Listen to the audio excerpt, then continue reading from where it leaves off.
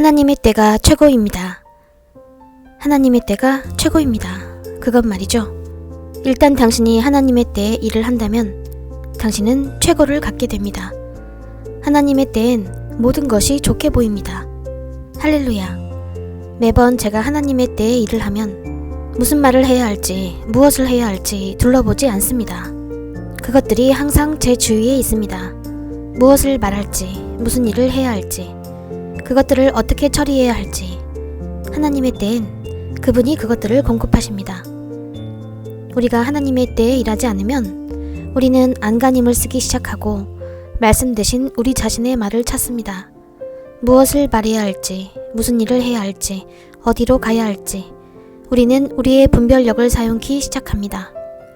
이렇게 생각하면서요. 내가 뭐라고 말해야 할까? 그들에게 어떻게 말할까? 나는 어디로 갈까? 나는 어떻게 갈 것인가? 우리가 하나님의 때에 일하지 않으면 우리는 우리 자신의 때에 일하게 됩니다. 그 사고나 추론이 항상 우리를 위한 것이죠. 모든 것이 항상 아주 우여곡절을 겪습니다. 당신이 하나님의 때에 일한다면 그것이 무엇이든지 당신은 그것에 수고를 들이지 않아도 된다는 것을 발견합니다. 노력 없이도요. 그러나 당신이 당신 자신의 때에 일들을 하면 그 일에 당신의 에너지와 능력 등 당신의 노력이 많이 들어갈 것입니다. 긴장감과 압박감도요. 그것은 곧 아픔과 질병을 초래할 것입니다. 심장마비를 일으킬 수도 있어요. 왜냐하면 당신은 그렇게 힘을 들여 일하는 사람이고 그래서 당신은 굉장히 피곤하기 때문입니다. 그러니 하나님의 때가 최고입니다. 당신이 하나님의 때에 잠들면 당신은 멋진 꿈을 꿉니다. 악몽이 아니라요. 당신이 하나님의 때에 일하면 믿음이 일할 수 있습니다.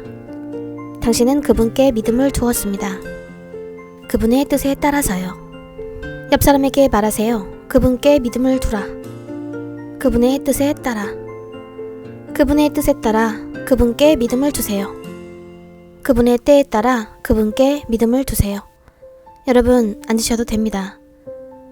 믿음은 아무 쓸모가 없습니다. 그분의 때가 아닐 때는요. 그분의 약속이 없다면, 그분의 뜻이 아니라면요. 저는 그분을 믿습니다. 좋아요. 당신이 하고 있는 것을 하기 위해 당신은 그분의 때에 그 일을 하고 계신가요? 믿음은 그분의 때가 되어서야 실제가 됩니다. 믿음은 그분의 약속이 있어야 실제가 됩니다. 믿음은 그분의 뜻이 있어야 실제가 됩니다. 저는 믿음이 있습니다. 좋아요.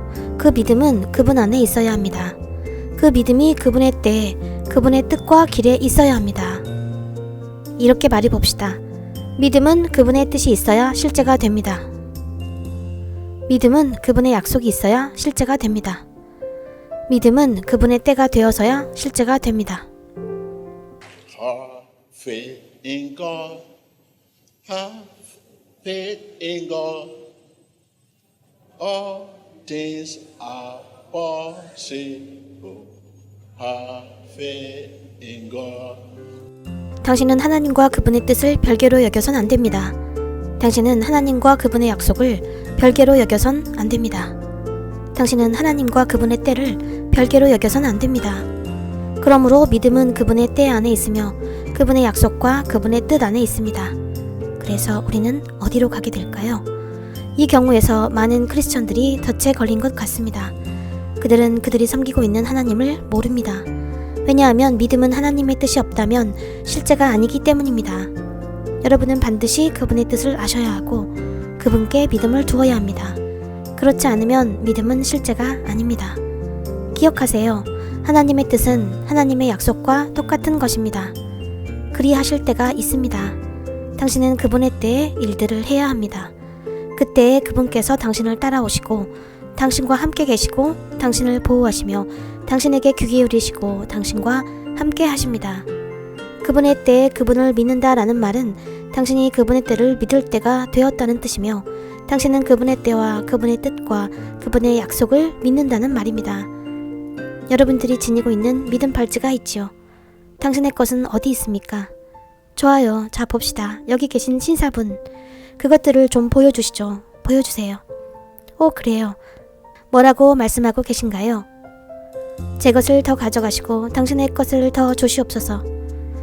당신이 오늘 아침 보고 계신 모든 것을 당신이 믿으셨으면 합니다. 사람들의 간증, 우리가 본 하나님의 뜻, 우리가 본 하나님의 약속들을요. 왜냐하면 이 모든 것들이 하나님의 때가 되었기 때문에 일어나는 것이니까요. 그것들이 하나님의 약속들입니다. 그것들이 하나님의 뜻이에요. 우리는 그것들을 계속 보고 있지요. 얼마나 놀라운 축복입니까? 이것이 바로 당신이 계속 묵상하고 있어야 할 것들입니다. 제가 말씀드렸던 건데 여러분 알고 계시죠? 말씀은 묵상으로 우리의 일부가 됩니다. 하나님의 말씀은 묵상으로 나의 일부가 됩니다. 그것이 유일한 방법입니다. 생각으로 되는 게 아니에요. 저는 생각에 대해 여러분께 말씀드렸어요. 생각으로 접근하면 하나님의 말씀에 관해서 당신은 하나님의 말씀이 아닌 당신의 상황을 생각합니다. 그래서 묵상은 위층집이고 생각은 아래층집입니다. 당신이 생각 중일 때 당신은 여전히 이 영역에 있고 아직도 여기 우리와 함께 있는 것입니다. 그러나 당신이 묵상 중일 때는 당신은 여기 우리 중에 있지 않습니다. 묵상은 마음에 속한 것입니다. 그것은 우리의 영에 속한 거예요. 당신의 마음이 말씀에 따라 행동하려면 마음은 당신의 영을 말합니다. 즉 사람의 영이죠. 당신의 마음이 말씀에 따라 행하려면 당신은 말씀을 계속 묵상해야 합니다. 그것을 당신의 마음에서 계속 반복해서 곱씹어 봐야 합니다. 그것이 바로 말씀이 당신의 마음을 장악할 수 있는 유일한 방법입니다. 말씀이 당신의 마음을 장악할 때 그것이 당신의 행동과 성품에 영향을 줍니다. 당신은 그 방식으로 행동하기 시작합니다. 하나님의 말씀이 신실하라고 하시면 당신은 자신을 신실하게 여기기 시작합니다. 그게 당신의 행동에 영향을 끼칩니다. 축사에 대해 불평하시는 당신. 나는 다시는 담배를 피우고 싶지 않아. 말씀을 묵상하세요. 어느새 자기도 모르게 하나님의 말씀이 안 돼 라고 하십니다. 당신은 그 방식으로 행동하기 시작합니다. 그것은 자가 축사입니다. 여러분 동의하십니까? 말씀이 당신의 마음을 장악할 때 당신의 입이 아니라 말씀이 당신의 마음을 장악한다 할 때 마음은 사람의 영을 말하는 것입니다. 말씀이 당신의 영을 장악할 때 그게 당신의 행동과 성품에 영향을 끼칩니다. 그리고 이것을 잊지 마세요. 묵상은 하나님을 방문하는 것입니다. 이렇게 말하세요. 말씀을 묵상하는 것은 하나님을 방문하는 것이다. 다시 말하세요. 다시요. 앉으셔도 됩니다. 감사합니다. 당신은 하나님의 말씀을 따르기 위해 애쓰고 계셨네요. 묵상으로 말씀이 당신의 일부가 됩니다. 묵상으로 말씀이 당신의 일부가 되는 것이지 하나님의 말씀을 아는 것으로 되는 게 아닙니다. 당신을 아는 것으로 되는 게 아니에요. 아닙니다. 당신은 말씀을 설교하고 가르칩니다. 간단하죠. 많은 말씀 교사들이 있습니다. 말씀을 설파하는 사람들이 많이 있지만 말씀은 그들의 일부가 아닙니다. 당신이 말씀을 안다는 것이 그것이 당신의 일부가 된다는 뜻은 아닙니다. 당신이 말씀을 실천할 수 있는 것은 오직 말씀이 당신의 일부가 되었을 때만입니다. 당신은 말씀을 실천합니다. 말씀을 실천하십시오. 말씀이 당신을 장악할 때 말씀이 당신을 지배할 수 있습니다. 이렇게 말해봅시다. 성공하는 계획은 말씀을 지키는 것입니다. 말씀을 밤낮으로 묵상하세요. 말씀대로 행하세요. 다시요. 성공하는 계획은 첫째, 말씀을 지키세요. 말씀을 밤낮으로 묵상하세요. 말씀대로 행하세요. 말씀을 밤낮으로 묵상하지 않고는 당신은 말씀을 지킬 수 없습니다. 당신이 말씀을 지킬 때 비로소 말씀이 당신의 행동과 성품에 영향을 끼칠 수 있습니다. 당신이 밤낮으로 묵상할 때 말씀이 즉시 당신의 행동에 영향을 끼칠 것입니다. 그것이 당신의 행동입니다. 당신은 막 시작하게 됩니다. 안 돼. 이건 하나님의 말씀이 아니야. 하나님께서 말씀하신 게 아니야. 그러나 당신의 행동에 영향을 줄 것이 아무것도 없으면 당신은 원하는 건 뭐든지 할 겁니다. 왜냐하면 말씀이 당신의 행동에 영향을 미치지 않기 때문이에요. 말씀은 묵상으로 당신의 일부가 됩니다. 하나님의 말씀이 나의 일부가 되는 것은 묵상으로 되는 것입니다. 그런데 하나님의 말씀이 무엇일까요? 하나님의 말씀이신 성령은 물질적인 것들을 창조하십니다. 이것은 성령께서 물질적인 것들보다 더 크시며 당신도 그 물질적인 것의 일부임을 나타내 주는 것입니다. 하나님의 말씀은 괄호 열고 성령님께서는 물질적인 것들을 창조하십니다. 이것은 성령께서 물질적인 것들보다 더 크시다는 걸 나타내 줍니다. 왜냐하면 그분께서 그것들을 창조하셨으니까요. 우리가 번성해야 할 첫 번째 장소는 바로 우리의 영적인 삶 속에 있습니다. 옆 사람에게 말하세요. 안 들립니다. 그러나 오늘날 당신은 부유합니다. 당신은 돈이 있고 집을 짓습니다. 당신은 차량들이 있고 이런저런 여러 가지 것들이 있습니다. 당신은 돈이 많고 당신은 교수입니다. 그러나 당신의 영적인 삶은 밑바닥입니다. 당신은 심지어 하나님과 관계를 맺을 수조차 없습니다. 당신은 자신에 대한 하나님의 의견이 어떠하신지 알지조차 못합니다. 다른 사람에 대해선 말할 것도 없죠. 그것이 당신이 영적으로 바닥이라는 것을 보여줍니다. 성령께서 물질적인 것들을 창조하십니다. 당신은 물질적인 것들과 싸우고 있습니다. 당신의 일평생 동안 물질을 위해 일하고 물질을 위해 싸웁니다. 당신은 창조주를 버렸습니다. 성령님을요. 이것이 왜 우리의 삶이 이와 같은지에 대한 이유입니다. 그래서 당신이 다른 영역에서 번성할 때 그 번성이 짐이 됩니다. 있죠? 당신이 아주 뚱뚱할 때 그 지방덩이가 당신의 다리에 피해를 주기 시작할 때 당신은 불평하기 시작하는 것을 깨닫지 못합니다. 당신은 걸을 수 없습니다. 그래서 위쪽에 이 모든 것은 번성하는 반면 지탱해야 할 다리 쪽은 영적인 상태를 반영합니다. 다리가 뭐라고요? 영이요. 이 모든 부분은요, 물질적인 것들입니다. 위쪽에 이 모든 것들은 뭐라고요? 물질적인 것들이요. 이 두 다리 쪽은요, 영적인 부분이요. 그것이 우리가 이 세상에 대해 이야기하고 있는 것에 대한 좋은 예시입니다. 그리고 성령님은 몸을 창조하신 분입니다. 이 번성함이 그 사람에게 굉장히 많아도 그는 지금 불평합니다. 그 번성함이 그를 다시 움직일 수 없게 하니까요. 그것이 당신을 움직일 수 없게 할 겁니다. 짐이 있어요. 그는 그리스도에 의지하지 않기에 위기를 맞습니다. 제가 여러분께 계속 밤낮으로 묵상하라고 요청드린 하나님의 말씀은 하나님과의 관계를 맺기 위해서 하나님을 방문하기 위함인데 그 말씀은 묵상으로 당신의 일부가 됩니다. 성공을 위한 계획을 세우려면요, 인생에서 성공하는 사람은 하나님의 말씀, 그 하나님의 말씀은 영이십니다. 영이시며 물질적인 것들을 창조하십니다. 말, 명성, 인기, 당신이 성취하는 것이 무엇이든, 당신이 이야기할 수 있는 것이 무엇이든 간에 영의 바깥쪽을 그분이 창조하셨습니다.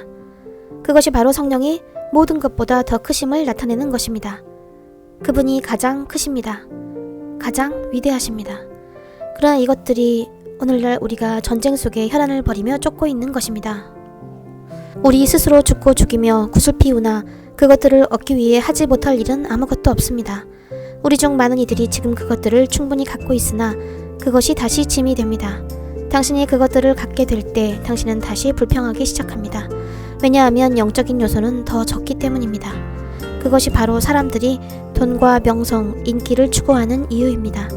그들이 이제 명성을 얻고 부자가 될 때 그들은 또다시 불평하기 시작합니다. 왜냐하면 그들의 영은 밑바닥 상태이기 때문입니다. 우리는 층의 기초를 세우고 있습니다. 하나님이 여러분을 축복하시길. 전 세계의 시청자 여러분, 당신이 모든 것을 가졌다고 믿으신다면요, 당신은 부유하고 유명하고 사방에서 인기가 높습니다만 당신의 영은 나누는 삶은 집에 기록할 것이 아닙니다. 그래요. 그러한 것들은 내 안에 있는 것들을 나누어 주기 시작합니다. 그래서 당신은 평안을 얻게 됩니다. 당신이 그것들을 나눌 때 하나님께서 당신의 영적인 삶을 늘리실 것입니다. 다른 사람들과 나누십시오. 하나님의 자세로 다른 사람들과 나누십시오. 하나님은 물리적인 손이 없으시지만 우리는 줄 수 있는 손이 있습니다. 그분은 실물에 돈이 없지만 당신은 나누어 줄 돈이 있습니다. 하나님의 자세로 다른 사람들과 나누십시오. 당신이 다른 사람들과 나눌 때 당신의 영적인 삶은 어떻게 된다고요? 증가할 것입니다. 당신의 시간을 다른 사람들과 나누세요. 당신의 힘을 다른 사람들과 나누세요. 당신의 부를 다른 사람들과 나누세요. 당신의 지혜를 다른 사람들과 나누세요. 나누세요. 그것들을 다른 사람들과 나누십시오. 당신의 축복은 다른 사람들을 축복하기 위함입니다. 당신은 당신의 목숨이 달려있는 것을 받으려고 여기에 계십니다. 당신은 또한 당신의 삶이 달려있는 것을 주는 법을 배워야 합니다. 당신은 당신의 목숨이 달린 것을 계속 받고 있지만 사람들에겐 당신이 쓸모없다 여기는 것들을 줍니다. 제가 당신에게 이야기하고 있다 여기시면 이 말을 받으세요. 당신이 주고 있는 것이 당신이 필요치 않는 것들입니다. 그런 것들은 당신이 필요치 않는 것이죠. 당신이 주는 그런 것들로 그들을 먹이지 못합니다. 주는 것은 희생과 관련이 있어야 합니다. 무엇이든 희생이 따르지 않는 것을 주는 것은 주는 것이 아닙니다. 아브라함을 보십시오. 당신은 희생해야 합니다. 당신은 그 감정을 느껴야 해요. 고통이 당신에게 마땅히 와야 하며 당신은 그 고통을 느껴야 합니다.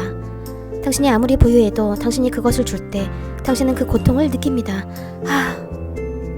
당신이 뭔가를 주고 있다고 느끼지 못한다면 당신은 주고 있지 않습니다. 모든 참된 주는 것은 희생이 따라야 합니다. 이것의 균형이 이루어질 수 있다면 그때 당신의 주는 것에 대해 상 주실 것입니다. 하나님은 상 주시는 분입니다. 당신의 주는 것이 뭐라고요? 주는 것은 우리의 운명의 형태를 다시 만드는 것입니다. 옆 사람에게 말하세요. 주는 것은 우리의 운명의 형태를 다시 만드는 것입니다. 안 들립니다. 주는 것은 우리의 운명의 형태를 다시 만드는 것입니다. 당신은 당신의 운명을 다시 만들고 있는 것입니다. 자, 이 말을 끝으로 저는 이 자리를 떠나가겠습니다.